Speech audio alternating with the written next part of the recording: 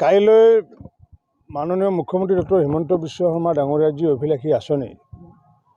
মুখ্যমন্ত্ৰীৰ মহিলা উদ্যমিতা আঁচনিৰ যি ভৱানীপুৰ সৰভোগ সমষ্টিৰ যি ধনৰাশি কাইলৈ ইয়াতে বিতৰণ কৰিব আৰু প্ৰায় 28,300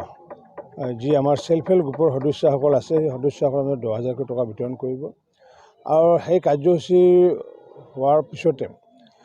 পোনপ্ৰথমবাৰৰ বাবে অসমতে নহয় ভাৰতবৰ্ষত পোনপ্ৰথমবাৰৰ বাবে যুৱ ভোট বাহিনীৰ এখন সমাৰোহ এখন অনুষ্ঠিত হ'ব আৰু সেই একেবাৰে সৰু অনুষ্ঠানত তাত এটা অভিবাদনটো গ্ৰহণ কৰিব যুৱ ভোট বাহিনীসকলৰ পৰা। তাত মাননীয় ৰাজ্যিক সভাপতি দিলীপ শইকীয়া ডাঙৰীয়াও উপস্থিত থাকিব আৰু যিহেতু আমি সমগ্ৰ অসমতে যিহেতু